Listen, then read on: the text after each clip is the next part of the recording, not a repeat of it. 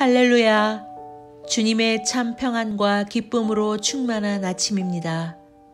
우리의 힘과 방패가 되시는 주님의 능력으로 일어서는 우리 모두가 되기를 축복합니다. 5월 14일 금요일 아침 예배를 주님께 올려드립니다. 다 함께 사도신경으로 신앙을 고백하겠습니다.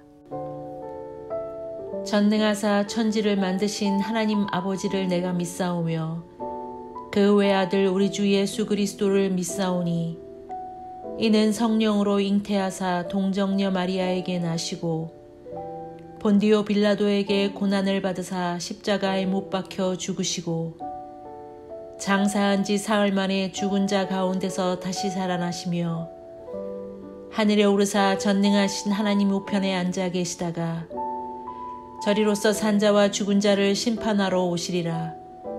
성령을 믿사오며 거룩한 공회와 성도가 서로 고통하는 것과 죄를 사하여 주시는 것과 몸이 다시 사는 것과 영원히 사는 것을 믿사옵나이다. 아멘. 오늘 하나님의 말씀은 역대하 20장 31절에서 37절 말씀입니다. 하나님의 말씀을 함께 읽겠습니다.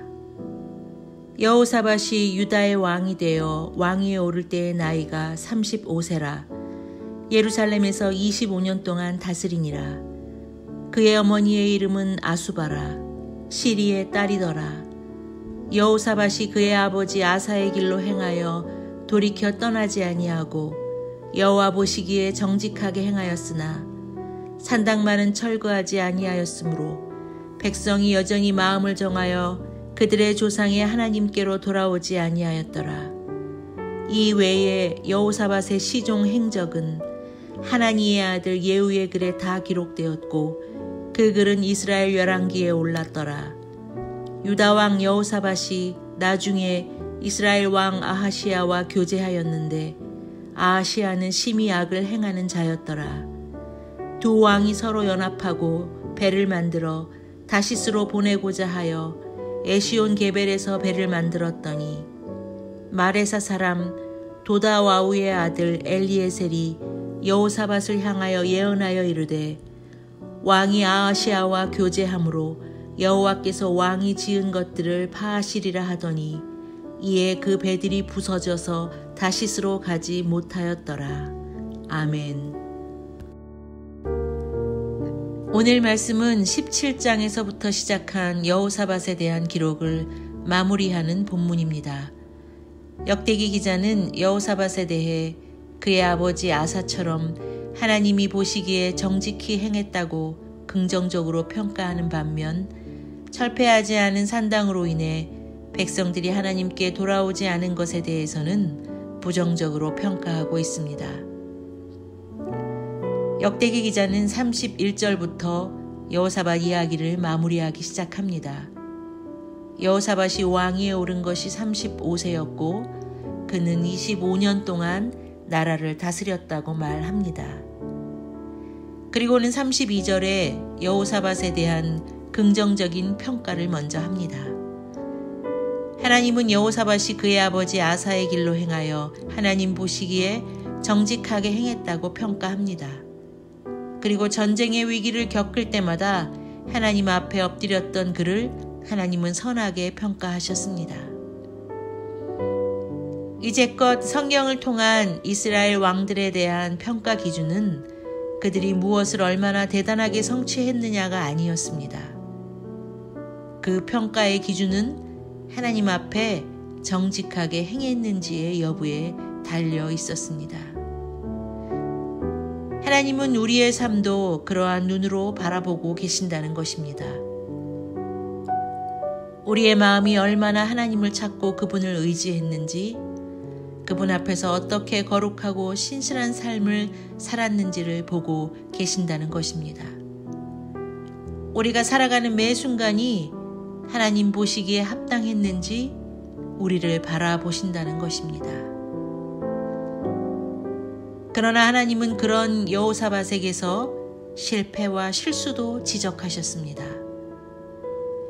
여호사밧은 하나님이 인정할 만큼 훌륭한 왕이었지만 그에게도 극복하지 못한 문제가 있었습니다. 33절 말씀에 여호사밧의 첫 번째 실수인 우선 종교적인 문제로 산당을 철폐하지 못했던 점을 말씀하십니다. 산당의 문제는 조상으로부터 내려온 오래된 문제로 아사도 제거하지 못하고 솔로몬도 해결하지 못한 뿌리 깊은 문제였습니다. 사실 산당은 이스라엘 백성이 가나안에 들어오기 전부터 모압 족속이 섬기던 우상 숭배의 본고지였습니다. 이스라엘 백성들은 가나안 정복 후 우상들은 파괴하면서도 우상을 섬기던 장소까지는 없애지 못하고 그곳에서 하나님을 예배하기도 했다는 것입니다. 사실 왕이라 할지라도 백성들 가운데 깊이 박혀있는 종교적 문제를 한꺼번에 뿌리 뽑기란 쉬운 일이 아니었을 것입니다. 결국 철폐되지 못한 산당은 백성들로 하여금 하나님께로 마음을 돌리지 못하도록 만들었습니다. 이렇듯 우리에게도 오랫동안 습관화되고 몸에 배인 잘못된 신앙의 모습이 있을 수 있습니다. 전통이라는 이름으로 굳어지고 버리지 못한 잘못된 신앙으로 바른 길을 가지 못하기도 한다는 것입니다. 그러나 이 또한 과감히 제거해야 하고 뿌리 뽑아야 할 영적인 문제인 것입니다. 혹시라도 그것이 비빌 언덕이라 생각된다면 더더욱 결단하고 잘라내야 하는 것입니다. 삶의 자리에 있는 우상을 완전히 제거하고 산당을 모두 불태워야 비로소 하나님의 다스림 안으로 들어갈 수 있기 때문입니다. 그리고 계속해서 하나님이 말씀하시는 여호사밧의 두 번째 실수는 정치적인 문제로 북이스라엘과 상업적 동맹을 맺은 사실이라는 것입니다. 이미 하나님은 아합과의 길르앗 라못 전투를 통해 북이스라엘과 교제하는 것은 기뻐하지 않는다고 알려주신 바 있었습니다. 이스라엘의 아하시야는 아합의 아들로 여로보암의 길을 행하며 바알을 섬겼던 매우 악한 왕이었음에도 불구하고 남과 북의 전쟁을 끊기 위해 여호사밧은 그들과 손을 잡은 것이었습니다. 이 동맹으로 두 나라 간의 전쟁은 종식되었지만 그로 인해 북이스라엘의 죄악이 남유다에 미치는 영향을 막기는 어려웠습니다. 여호사밧은 아하시야와 연합하여 배를 만들어 다시스로 보내려 했지만 열왕기상 22장 48절을 보면 여호사밧이 다시스의 선박을 제조하고 오빌로 금을 구하러 보내려 하였더니 그 배가 에시온 게벨에서 파선하였으므로 가지 못하게 되매 라고 기록되어 있듯이 하나님은 그들에게 엘리에스를 보내 이를 책망하셨고 결국 배는 부서지고 말았습니다. 아마도 아시아의 도움을 얻어 솔로몬 시대의 부유함을 회복해 보려는 듯 했으나 이는 악인과 함께하여 쌓는 불을 하나님은 기뻐하지 않으셨던 것입니다.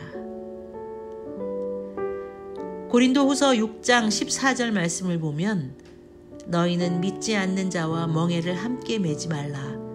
의와 불법이 어찌 함께하며 빛과 어둠이 어찌 사귀며 라고 말씀하십니다. 세상적인 욕심을 버리지 못하면 결국 악인과 같은 멍에를 맬 뿐입니다. 하나님은 우리의 하나됨을 기뻐하시고 원하시지만 이는 하나님이 바라시는 연합이 아니라는 것입니다. 하나님이 우리에게 원하시는 것은 거룩함입니다. 세상과 적당히 타협하고 의지하는 것은 잠깐 성공하는 듯 보일지 모르나 결국 얻는 것은 썩어질 가치와 실패뿐이라는 것입니다. 오늘 우리는 37절 말씀을 다시 보기 원합니다. 마레사 사람 도아와우의 아들 엘리에셀이 여호사밧을 향하여 예언하여 이르되 왕이 아하시아와 교제함으로 여호와께서 왕이 지은 것들을 파하시리라 하더니 이에 그 배들이 부서져서 다시스로 가지 못하였더라. 하나님이 보낸 엘리에셀의 경고 메시지를 들은 후 말씀대로 배가 부서지자 여호사밧은 그 즉시로 하나님의 말씀을 깨닫고 돌이킵니다. 열왕기상 22장 49절에 제차 선박 제조를 제한하는 아하시아의 제의를 여호사밧은 단칼에 거절한 것입니다. 그는 엘리에셀을 통해 하나님의 말씀을 섣불리 듣지 않았고 배의 파선이 하나님의 경고임을 뒤늦게라도 깨달았던 것입니다. 하나님은 상황과 사람을 통해서도 말씀하시지만 무엇보다도 성경을 통해 우리에게 명확하게 말씀하십니다. 우리는 그 말씀을 묵상하며 주님의 신호를 알아차려야 할 때도 있다는 것입니다. 그러므로 날마다 성경을 읽는다는 것, 그 매일의 말씀을 묵상한다는 것은 어두움 가운데 밝히 보이는 빛과 같은 것입니다. 그러므로 우리가 어디로 가야 하는지, 지금이 멈춰야 할 때인지, 믿음으로 나아가야 하는지를 아는 방법은 하나님의 말씀으로 말미암아야 한다는 것입니다. 주목하고 기억합시다.